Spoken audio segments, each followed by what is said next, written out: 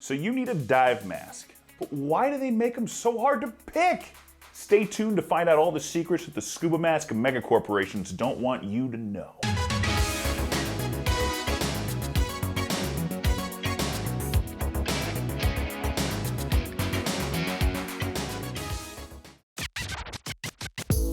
Alright everybody, welcome back to Dive Vibe. My name is Zach. I am a technical rebreather instructor and a former Army medic / CLS instructor. And today I'm here to talk to you about something I've talked about many times, but not on this channel.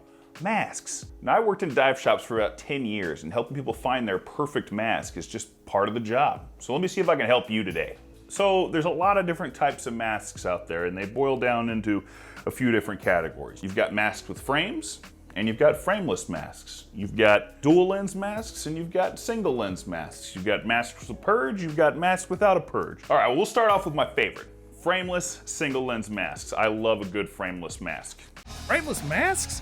I love frameless masks. The only thing I love more than frameless masks is jet fins and day drinking. Woo! Frameless masks are great because they're lower volume and they keep the lens closer to your eyes. So the thing I really like about these is because the lens is so close to your eyes, you don't see as much stuff in your vision, which can be distracting for me personally. And that's the same reason why I don't really like masks with clear skirts. I prefer the skirt to be black or some other opaque color. I don't like light coming into the top, I hate that. Some people love them, especially the claustrophobic type. They're just not for me. Black masks all the way. Now, just because frameless masks are typically low volume doesn't mean that they're the only kind of masks that are low volume. You can still have a framed mask with a split lens that's still low volume. This mask is actually meant for free diving and is very low volume. Low volume masks also mean you have less water to clear out when your mask floods. Now, split lens masks, and specifically split lens masks with frames, are typically going to be the only ones that allow you to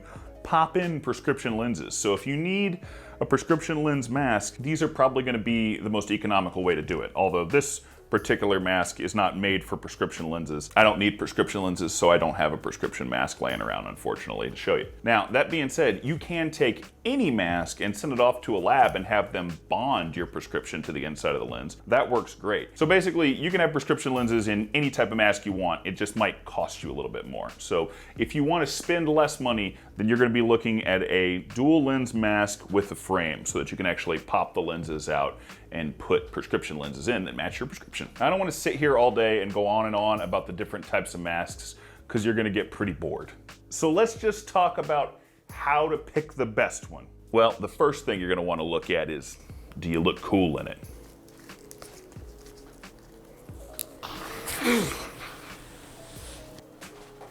I look pretty good in this thing.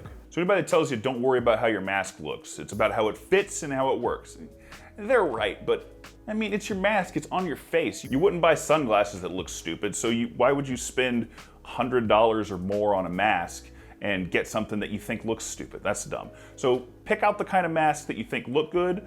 Think about the different features that you want. Do you want frameless? Do you want split lens? Do you want frame? Do you need prescription lenses? All that stuff to think about.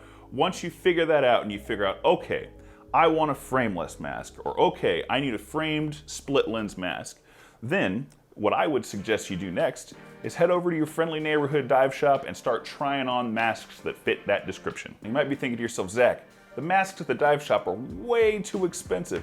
I need something cheaper. I need that stuff on Amazon. Well, it might be cheaper or it might not be. It just kind of depends on your luck. So this is a mask from Amazon. It's called the ProMate Swift. This is a mask from a dive shop, and this is called the Hollis M4. They are very similar. One might even suspect that they might share an extremely similar mold, but there are some differences. This mask is fine.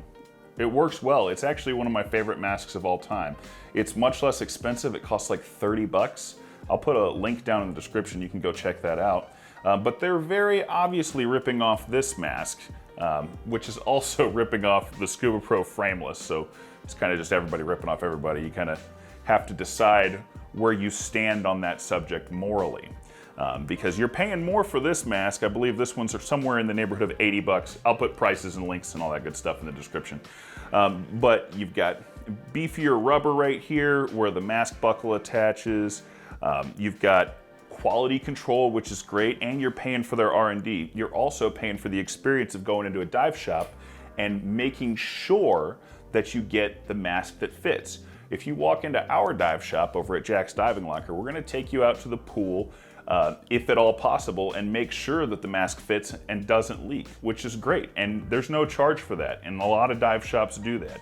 So just because this mask is more expensive than this one, it doesn't necessarily mean that this is a better deal. It's a whole lot faster to just go into a dive shop that's got the kind of masks that you want and pick up one of those.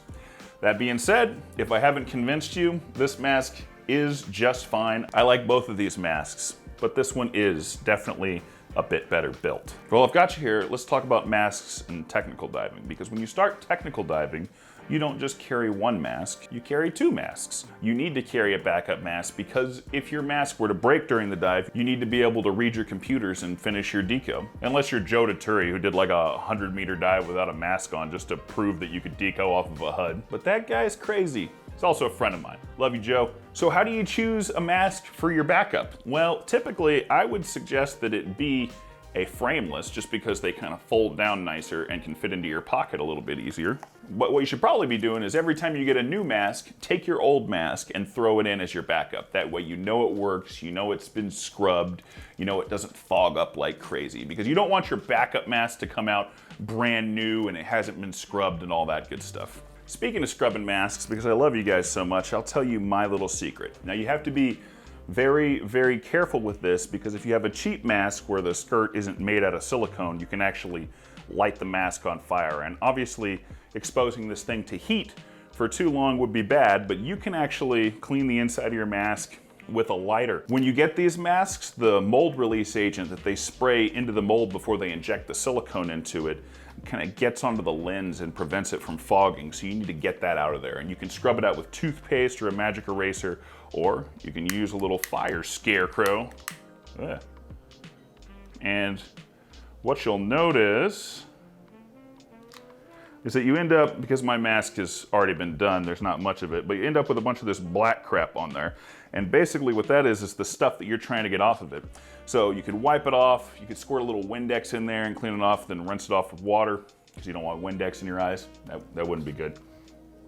Usually what I do is start with a lighter and then finish with toothpaste and scrub the inside of it to really get that stuff off of there.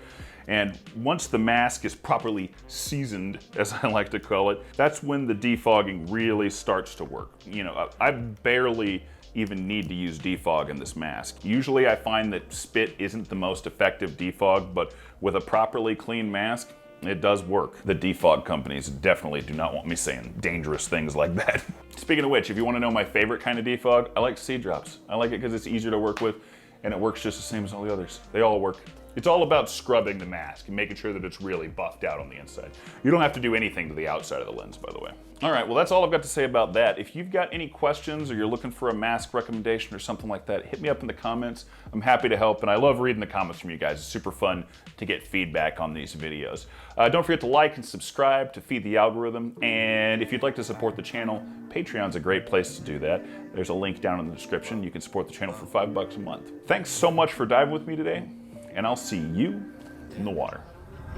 Beat by Apollo, stop at new Apollos. Cop a Henny sour, and I'm puffing Jack sour. Yeah, I feel a black power. Yeah, this time it's really ours. It's time to get the bag. Yeah, it's time to get the bag. Yeah, yeah. Dollars coming, let me see it. Multi-million, I'm a bit on the mission.